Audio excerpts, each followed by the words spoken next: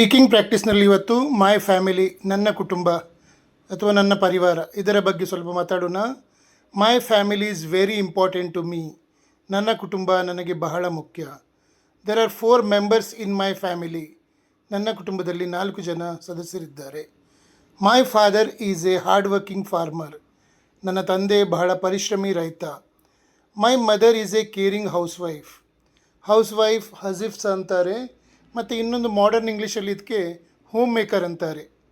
ನನ್ನ ತಾಯಿ ಕಾಳಜುಳ್ಳ ಗೃಹಿಣಿ. I have A brother and A sister. ನನಗೆ ಒಬ್ಬ ಸಹೋದರ ಮತ್ತು ಸಹೋದರಿ ಇದ್ದಾರೆ. We love, respect and help each other.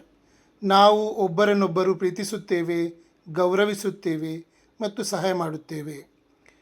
We eat together every day and celebrate festivals. ನಾವು ಪ್ರತಿದಿನ ಒಟ್ಟಿಗೆ ಊಟ ಮಾಡುತ್ತೇವೆ ಮತ್ತು ಹಬ್ಬಗಳನ್ನು ಆಚರಿಸುತ್ತೇವೆ.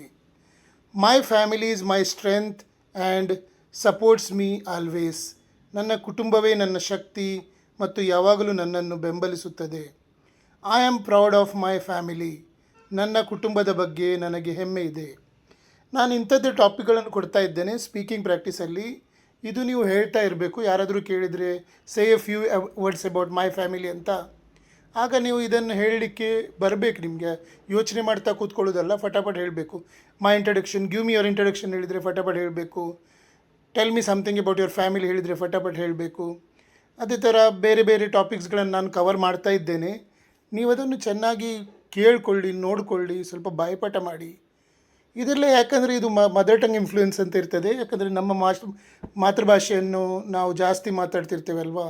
ಸೊ ಅದರಿಂದ ಈಗ ಇಂಗ್ಲೀಷ್ ಮಾತಾಡುವಾಗ ನಮ್ಮ ನಾಲಿಗೆ ಅಷ್ಟು ಬೇಗ ಅದಕ್ಕೆ ಹೊಂದಿಕೊಳ್ಳುವುದಿಲ್ಲ ಬೇರೆ ಭಾಷೆಗೆ.